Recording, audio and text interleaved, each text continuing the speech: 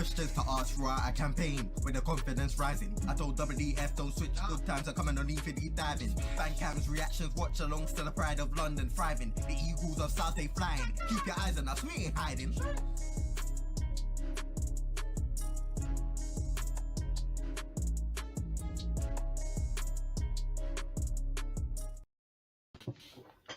Right, hello everyone, and welcome to TACT-EAGLE. It's been quite a while, hasn't it, JC?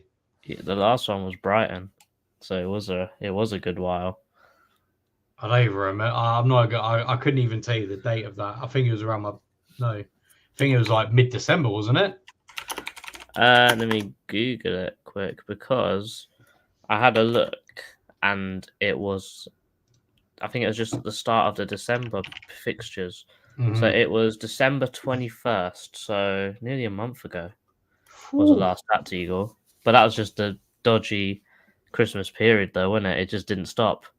Yeah. And I know, obviously, we didn't necessarily cover every single game just because of the way that they were set up and stuff like that. Certain teams we've covered before, and they haven't really changed much. Yeah, no, exactly. And I think today will be, well, certainly from my point of view, will be kind of similar. Like, I think we've talked about Arsenal before. We know how they play. So just going to look about how Roy might set up. I think we know how Roy's going to set up, but I feel like we're going to talk a little bit more about how we're going to counteract Arsenal rather than what Arsenal are going to do. So we're going to say what they're going to do, but then we're going to say how we can overcome it, basically. Yeah, 100%. Right. Well, anyways, let's get started because I know we're keen to get to watch one of the most pointless games of football ever later. So, are you on the watch along later? I should be. I've got some stuff to sort out, so as long as I get that all sorted, then I'll be on. But I'll only be on for about half of it, so I'll have to go a bit early. Oh. Anyway, predicted 11 is first.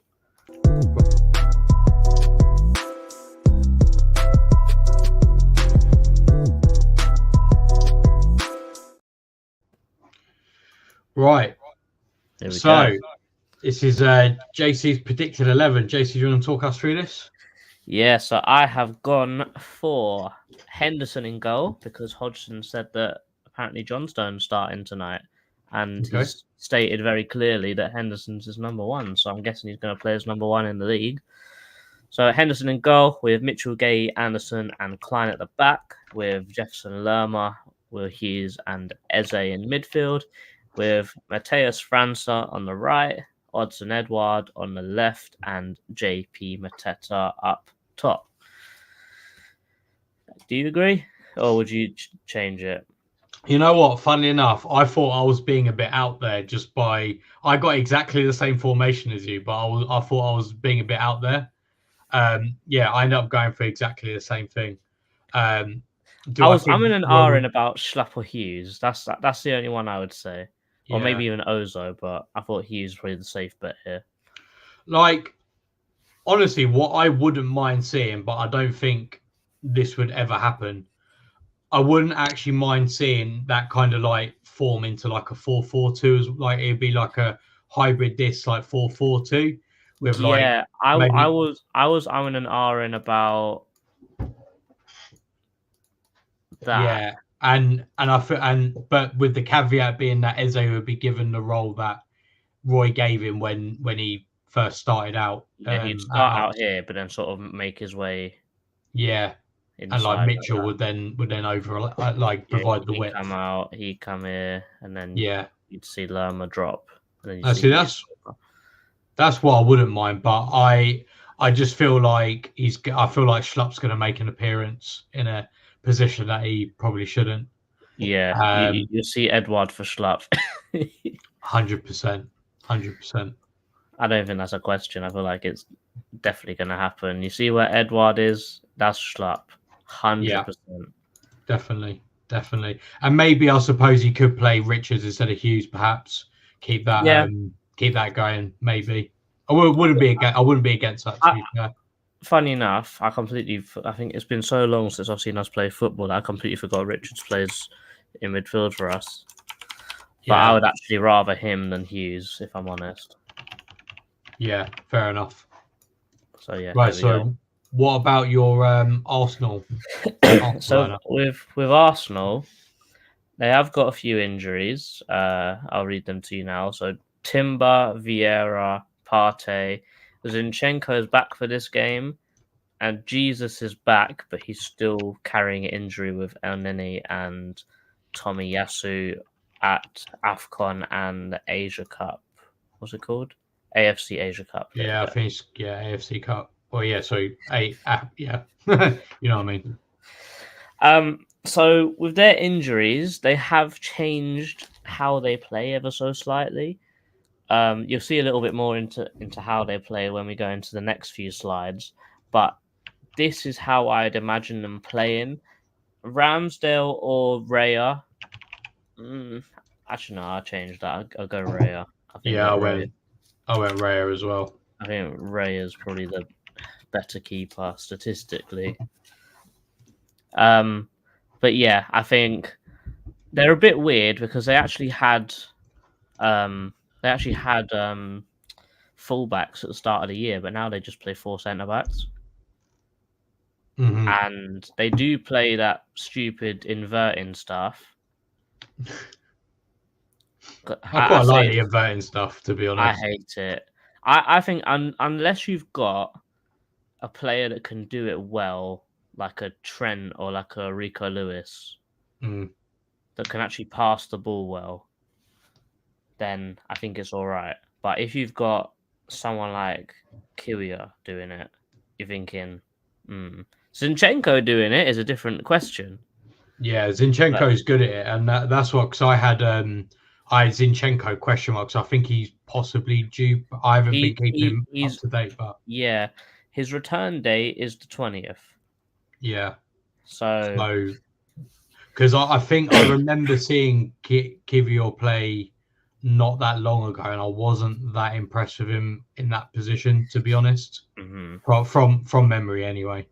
But yeah, filling out the rest of the team at the back line of Kiwior, Gabriel, Saliba, and Ben White, with Declan Rice, Havertz, and Odegaard in midfield, with Martinelli on the left, Bukayo Saka on the right, and Eddie Nketiah up front. Jesus is meant to be back for this game as well, but his percentage of starting is 25%, whereas Zinchenko's is 50%. So okay, fair enough. Yeah, so I think if he's fit, I would imagine Jesus would probably start. Cool.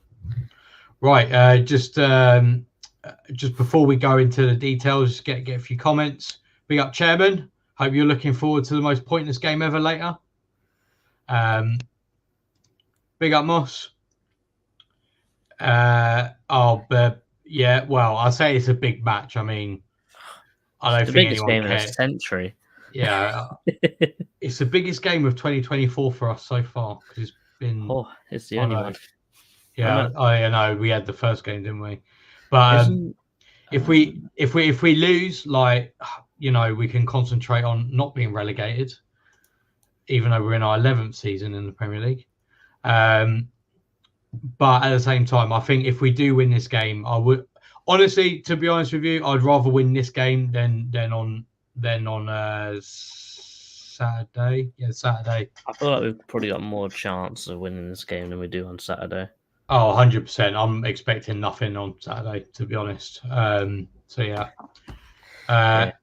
And yet, if I think if he's around, if he's fit, he starts. If he's fit, he starts. Yeah. Cool. Lovely. So, JC, do you want to start or should I go first? I gotta be honest, I don't have a lot to say. Yeah, about not mine. Really. Me neither. They've not changed much. Okay. In that case.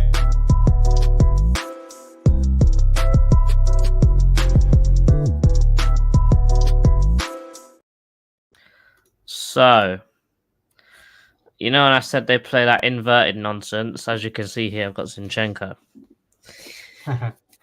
So Arsenal, they are basically Arteta's become like Pep Guardiola in the sense of he's got half an idea, but he ain't got the full idea. I feel like when he left Guardiola, he downloaded about 60% of what he needed, because I feel like he's starting to get found out a bit now. Because with Guardiola, when he plays this formation, he's got I would say he's got a lot more going on. I'd say there's a lot more tactically behind it. There's a lot more thought behind the movement. And obviously Guardiola's got better players as well. The reason why I say that I think he's being found out a bit is because this formation with the inverted fullbacks at the start of this season was killing everyone. But now there are ways to counteract it. So just to give you a brief rundown of what happens when they invert. Basically, imagine let me get a ball. Imagine the ball gets kicked over to Saka. He has the ball and he turns around and he looks to recycle it to someone like Declan Rice. The whole team shifted around a little bit, as you would. And what will happen is the fullback on the opposite side will make his way into midfield, and then the back three will come across like so. This is to give Rice more options passing forwards, passing back, and also passing sideways to then have an open pass into midfield again.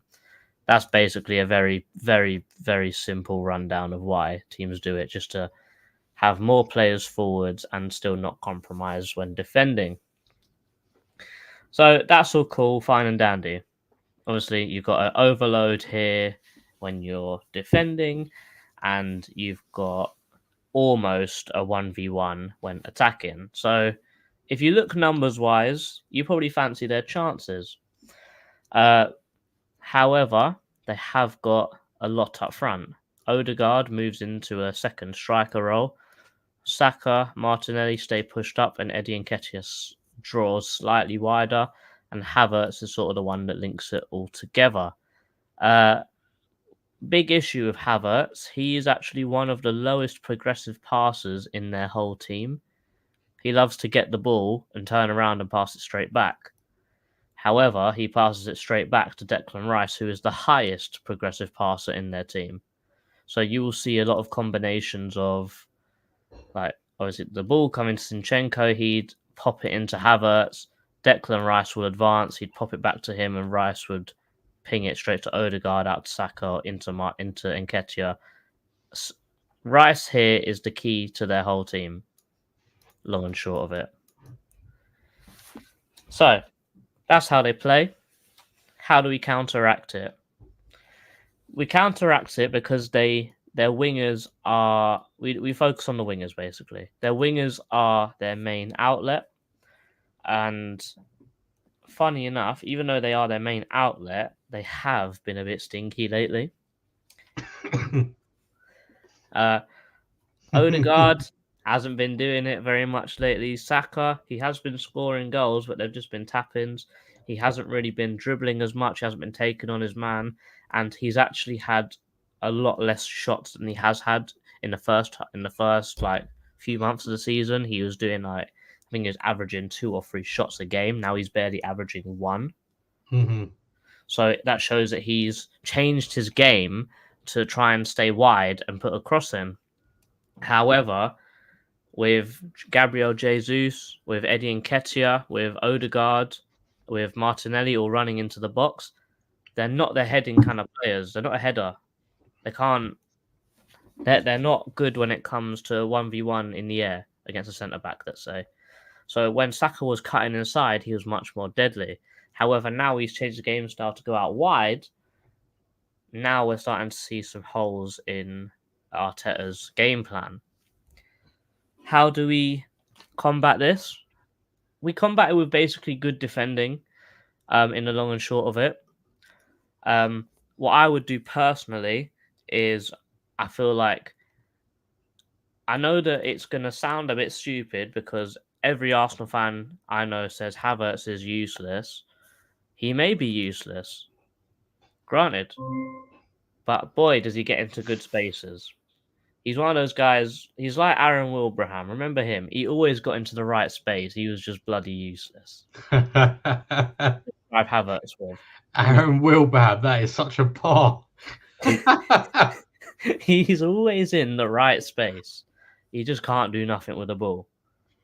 But because he's in the right space, you can take pressure off someone like Declan Rice to move into a space where he's got no one on him, for Havertz literally just to pop it back, and then Declan Rice got the pick of the pass, basically. So what I would do, first up, man marking job by Will Hughes on Havertz. Will Hughes, he's not the best, but I'm sure if you put him on a man marking job, it'll leave a few on him. Havertz might not want to get into some free space. Now, what does that leave? That leaves Jefferson Lerma in midfield. Now, what I would do with Lerma is, because he's got such good cardio, I would genuinely have him in sort of a screening role where whatever side of the pitch the ball's on, he would occupy the half space in here, in between Saka and Odegaard. If the ball's over here, he'd occupy the space in between Nketiah and Martinelli. They love to do one-touch passes, pop it in and out, in and out. It's like here. If we can have Lerma here potentially occupying these space to stop the one-touch passing, then I feel like we've got a much better way of defending. Also, if you look at it as well, we've actually got an advantage in defending. So I'm going to say hypothetically, let's say Eze follows Declan Rice and França follows Zinchenko if they both advance a bit more. We've actually still got a man advantage here, which is good in our sense when we're defending. But the main role for me with Lerma is that I'm confident that Anderson and Gay, if it's one-on-one defending or whatever, I'm very confident that they can handle Odegaard and Martinelli. My only thing is with the wingers. Klein cannot handle Martinelli, and I know Saka's been a bit dead lately, but isn't it typical for someone that's been playing a bit rubbish to play extremely well against Crystal Palace? I would say Saka on about a 75% could probably still rinse Mitchell. So, what's the plan with Lerma? I know he's not going inside, but just block him off. Make him go outside. Do everything possible to keep Saka as wide as possible. If they try and make options come short, follow your man. Follow your man. Because Martinelli does like to find himself in these kind of situations where everyone's pushed over. He'll run in behind. He'll make this sort of swerving run. Stay with your man. Make it so that it's impossible for Saka to come inside, hit a 1-2 pass, get into an area like this and shoot. That's where he wants to be. He wants to do exactly what Michael Olise does. He wants to cut in. He wants to do a 1-2 with his mate. He wants to get a free touch to set himself and then shoot. Same thing with Odegaard. It will be literally the other way around. Because Odegaard will pick up a wide space if Saka goes in the middle, for example. So we've got a very fluid, very, very fluid way of attacking. It's very effective, but like we've said it with Brighton, if you dispossess them, if they're on the attack, look at how clueless the rest of their team looks. Everyone is in no man's land, really, and we've still got players stretching wide up top, and we've got people to link it. So if the ball gets snatched, you're looking at a very nice counter-attacking situation. So I know that goes into Dan's bit a little bit, but if we defend it like this and we can be a little bit more aggressive than we normally are when defending, granted it's a little bit risk and reward, I feel like we can get around this. I wouldn't say we'll win this game, but I feel like this is probably one of the better times to play Arsenal. They've got injuries. They're on a little bit of a slump right now. They've lost to West Ham and they've lost to Fulham recently. Their main goal scorers and their main target men are not really firing lately. It's probably the best time to hit him and hit him where it hurts. Nice. Yeah, I think that's fair enough. I think one question I was going to ask, and I just because I've seen Alex's comment, which I agree with. With that in mind, do you think maybe I don't know, maybe like we could go like a three in midfield with, or I don't know. I feel like defensively, I don't know if Eddie kind of like helps enough in that sense. I mean, that's probably the reason why I said that I feel like I'm putting so much burden on Lerma in this game. Mm-hmm. Because I know as well as you do that Edouard is a striker through and through. And he's not going to run back and defend. He's not going to make himself an easy option. He's going to, if he's a striker and he's been told he's playing as wing, he's literally going to stand on that touchline and wait for the ball to come to him. Yeah. So that's why I feel like Lerma's got such a big role in this game that I don't think that he can really come off in this game at all. I feel like this is one of those games where Roy will have to play him that full 90. Yeah.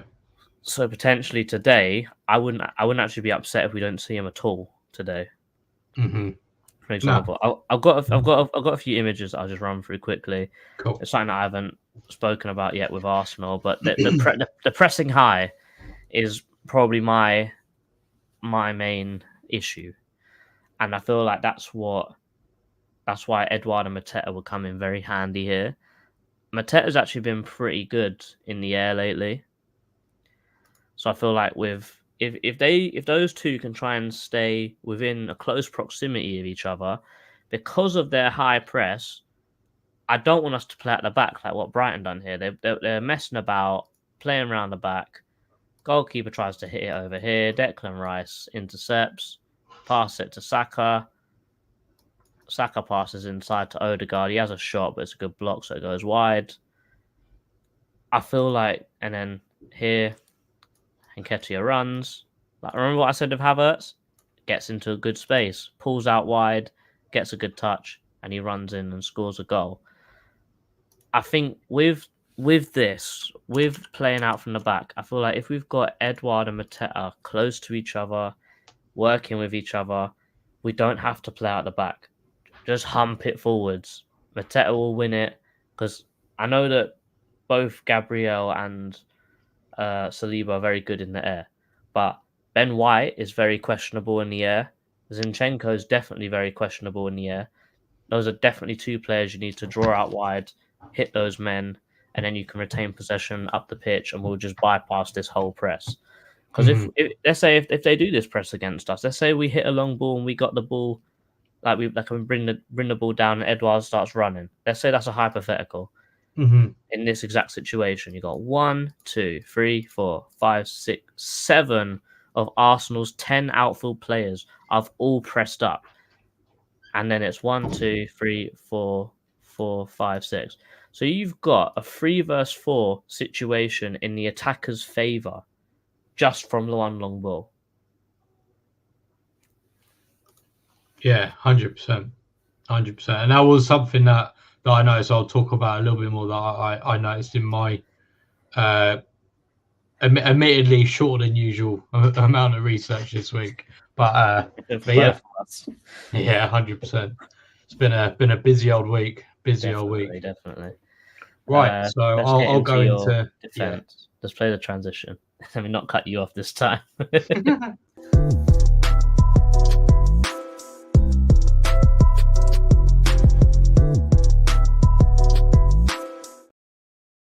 Right, before I get into my bit, I'll just do some comments. So, big up yourself, Alex. Thanks for joining. Big up Cozzy as well. Thanks for joining. Stinky. Who's that in relation to again? No, it was Saka and Odegaard. If they play well, then I'm gonna look like a bit of a waste man. Cool and stinky. And yet, right on point. If they playing crap, can't play Crystal Palace.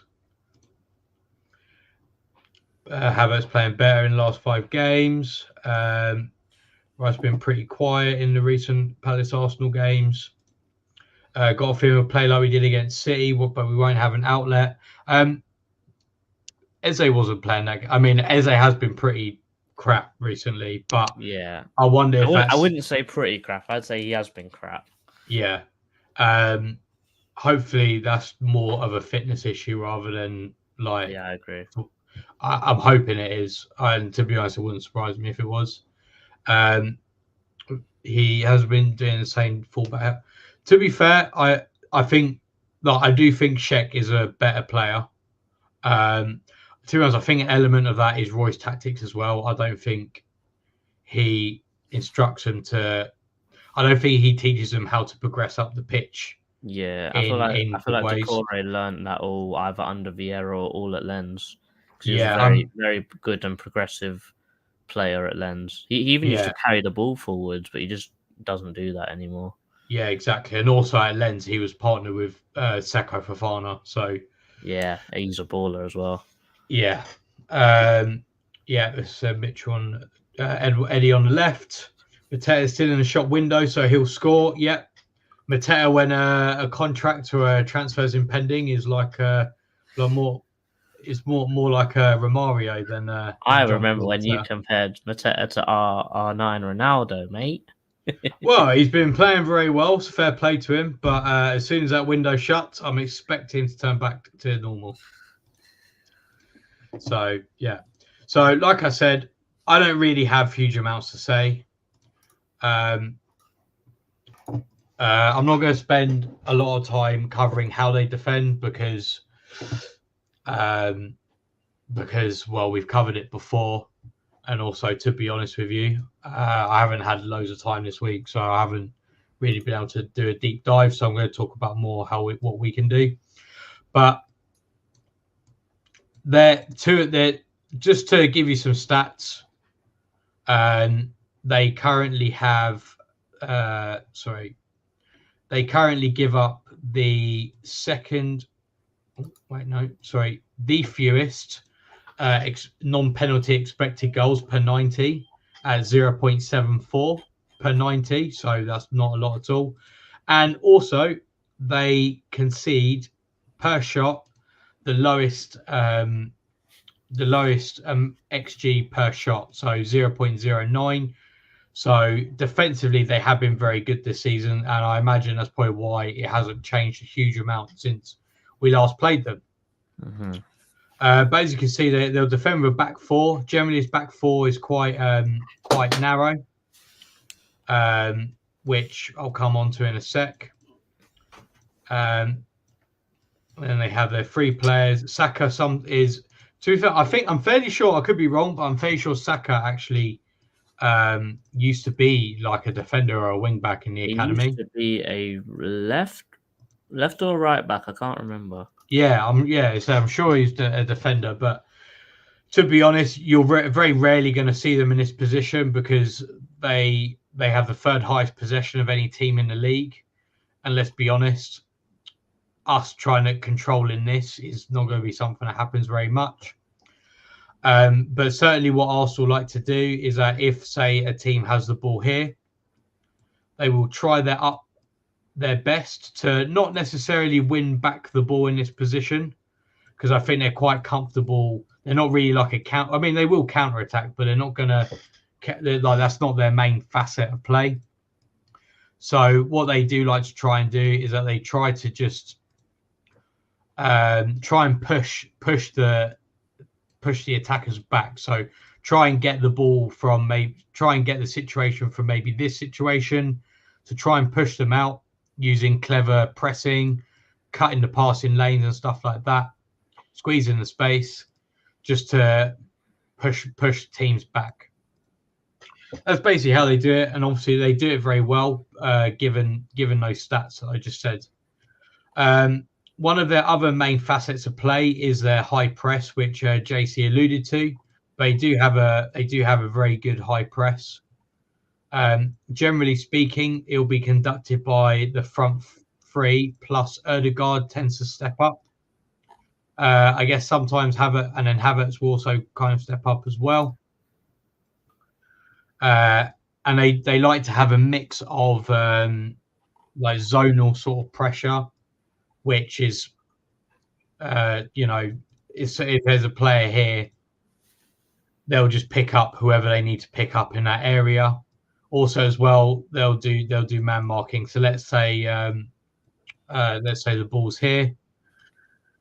So most teams will split their defenders when they got the goal kick. So let's say he passes it to Anderson. Nketiah will come over, or whoever's in attack will come over, so this pass isn't on anymore, and then they'll launch their press. So, and they'll ensure that all of these passing lanes are covered, or the person is marked. That's what they'll do. And say like Tyron Mitchell pulls out wide here, Saka will be in that area to cut that lane. Martinelli will cut the lane to Klein. But what they'll do is they'll cut it, but they'll also do that technique that we're all told as kids when we're learning football to try and cut the lane, but also squeeze the space. So that's what they'll do. And they'll force us to kick it long, so then they receive the ball. So far, so good. So the question is, how will a Roy Hodgson side, which famously is terrible at attacking, try to beat one of defensively, well, statistically the best defense in the league? Pass to Eze and hope for the best. And hope. Well, partially that. But the only thing I ever really saw, looking back on chances that were created by other teams, and when I say other teams, like these tended to be like teams who are, I would say, are on our kind of level. The only time I really thought Arsenal faced problems was when the ball is on the wing. So let's say the ball is worked here. So Eddie's done a clever. So we've got in this position. Ben White's, for whatever reason, Ben White's not been able to commit because it's a 2v1 or something like that. If we can engineer that 2v1, generally the way we would do that is if we can win the ball in this middle here, like JC said, they play with a 3 and a 2 with an invert, with the left back inverting or the right back inverting sometimes as well. We can catch them in that kind of position, and then hopefully we can engineer a position like this. And pretty much the majority of the chances that they seem to concede were from these positions where the ball's worked out wide, and in this case, Mitchell would have to just hit it first time and ensure that we got players in there. And that's how we're going to cause them problems.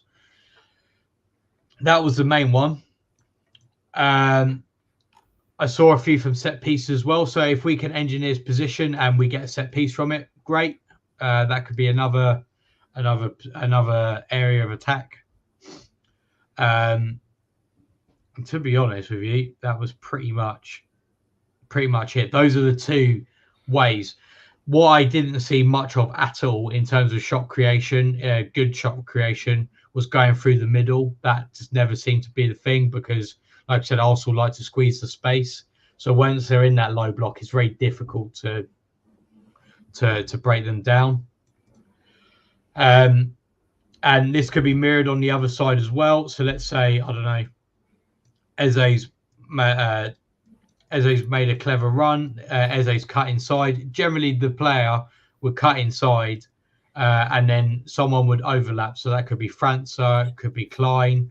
But the key is to cross the ball early. So as soon as Zinchenko commits here, leaving that space, França gets the ball, or Klein or whoever, they need to whip that ball in relatively quickly. Is França the type of player to whip a ball in early, or is he more likely to do a step over and try and take it himself? I mean, there wouldn't be. I mean, if he's come, I think the key here is just more the state of the defense. So like if Zinchenko does come over and then França beats him, and then they're all more like in say this position. The point is that they're not very good at facing their own goal, which is the same as a lot of teams, to be fair. But that seems to be where the most of the shot creation comes from. Apart from another one, which I've just forgotten, which I've now remembered. But my point is that as long as their defense is facing their goal, then that's where we'll create chances. It's just, in my opinion, where that tends to happen more so is when the ball's whipped in quickly. But in the answer to your question, would France do that? I feel like he probably would. I feel like he probably would be more likely to maybe try and beat the man. But then it wouldn't surprise me if he does play. He would be probably the one in this position, and Klein would be here. And then Eze would be over here somewhere, I think, in my opinion. And then maybe Tyrone Mitchell would be further back or something like that. But yeah. Another thing that I did notice, and this isn't really anything I can draw on here because it's a bit more difficult, but one stat that I thought was very interesting was shot creating action. So if anyone doesn't know what that is, a shot creating action is the two things before a shot takes place. That could be a dribble, could be a pass. That could be a live pass, which is like open play, or it could be a dead pass, which is like a set piece. It could be a foul. It could be It could be a defensive action, which would be a tackle, whatever. So per 90, as you can imagine, Arsenal concede the second fewest shot creating actions because, I mean, that makes sense. They concede the second fewest amount of shots per 90 as well. But if you're talking about purely defensive, so when a team has tackled an Arsenal player or intercepted one of their passes, Arsenal concede 0.9 shot creating actions from a defensive action. And that was something I noticed when I watched back the shots of note that teams are created against Arsenal. A lot of the time they actually got the ball off Arsenal whilst they were in their build-up. So if we can press them high and try to win that ball, I wouldn't necessarily say like we need to like go all guns blazing like Newcastle do per se. But I think as long as we do similar things where, you know, when teams split the defenders, we're making sure Mateta stands in the middle, so then that passing lane's cut. As long as we cut passing lanes and just try to constrict them in that build-up, and then similar to like what JC said about like Wilkie's potentially going on, was it Havertz on Havertz, and as long as we can constrict those lanes, then maybe we can nick the ball there and then create a chance there. So just to summarise, I would try to get a 2v1 on the wings, pass it out wide when the time is right, try to whip that ball in so that their defence is facing their goal, or if we can beat them on a man-to-man, then fine. But as long as they're facing their goal, then that's the ideal thing. And also, if we can try to win the ball in their build-up, that seems to be a weakness of theirs. So I think it is possible. And if we can do that, we can hopefully generate some kind of shot. But am I hopeful? No. Not really. So, yeah, but that's all I've got to say. So just a couple of comments just before my section's done. As a hat trick, Worldy from outside the box, cheeky drill to the left and across from França. I would absolutely love that. Will it happen? I hope so. But yeah. And big up yourself, Rich. Right, is there anything else, JC? I guess predictions now. Yeah, score predictions. I don't think we're going to lose by a lot. But I do think Arsenal will win, and I think it'll be a win that will bring them back to perhaps their form that they had around about sort of like October, November. Mm-hmm. So I think we will score though. I think we'll lose 2-1. What about you, JC? Funny enough, I was just doing my predictions and I literally wrote 2-1 Palace, if you could see it right there. I mean 2-1 Arsenal right there. Nice. So yeah, I go as well. I feel like it's a very Palace thing to do to play very well against the top teams, Yeah. Like, we'll No. still lose. Like, granted, we'll still lose, but we won't disgrace ourselves. We'll put up a fight. We'll defend. We'll hang on for our lives. Mhm. Like, probably what will happen is they'll score, we equalize, and then they score again late. That's probably what's going to happen. It always happens. But yeah. you know, we always up our game against bigger teams. It just makes me wonder why we don't up our game against teams around us. Because if we do, then we'd kill them, and we wouldn't be in a situation we're in. But it's just the Palace way, isn't it? We don't make it easy for ourselves. No, 100%. And I think one factor, as Chairman's bringing up, we do have a good record there as well. So hopefully that can help us out a little bit. Lord Benteke. What a guy! What a man! What a man! Beast! Right. So anything else, JC? No, I don't think so. Cool. Well, I think it's time for some munch before the most pointless game of all time. No, it's the best, the most important game of the year so far. Well, I mean, if we win, I know this isn't obviously to do with the Arsenal game, but if we win, then we've always got Luton next round. Who knows? And then after that, you're only two games away from Wembley. Did they beat Bolton? Or have they not played yet? Oh, that's a good point. Oh yeah, they played yesterday and Luton won 2-1. Okay. Here's a question for you. Would you rather beat Everton today and lose to Arsenal on the weekend, or draw with Arsenal and lose today? Oh, 100% win today, definitely. To be honest, even if you said win on Saturday, I still would have said today. Really? I would have taken the draw against Arsenal and lose today. I don't know. I feel like if we get a decent FA Cup run, that can patch up the season. Also, as well, with the potential deductions of Forest and Everton, I think we're. I mean, I have been worried. Like, I think the Brentford result definitely alleviated my worries. Yeah. I don't know. Cool. Like, I think because I do think we'll beat Sheffield United. So let me just have a quick look at the table. Because I think because at the moment, we're on 21 points. Luton are on 16. But Forest and Everton might get further points deductions. So I'm hoping that as crappy as it is, I'm hoping that means that the points won't matter as much. So therefore, I would prefer a win today. That's my logic anyway. Cool. But yeah, that's it for me. Cool. All right. Well, if we're doing a watch, we are doing a watch along later, aren't we? Yeah. Yeah. Cool. Right. We're doing a watch along later. So if anyone wants to join, please do.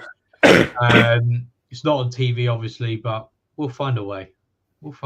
Yeah. I'm definitely gonna pay for Paramount Plus. Yeah, so it's on Paramount Plus. Also, as well, I think it is on a betting website as well. So yeah, so it's not the end of the world. But yeah, join us, and I'm sure we'll all be sitting there moaning. So if anyone wants to join in on the moaning, team comes out in 25 minutes. So yeah, there'll be a I'm lot. Sure of moaning there's going to be moaning in the group chat. I'm sure of it. Oh, there's going to be loads of moaning. So to be honest with you, it's actually a group therapy session, really. So I would definitely come along. To be fair, tiny upsides that I'm seeing is that Ozo, Adaramola, and Ozo and Adaramola didn't actually play in the under 23s today. So potentially they could be in the squad. Cool. All right. Well, that's good news. Cool. I want to see Malcolm. I don't know why. I want to see Malcolm today. Yeah, It's not going to happen, but I want to see Malcolm. Yeah, I wouldn't mind him. Right. All right. Cool. Without further ado, up the palace. He goes. He goes. He goes.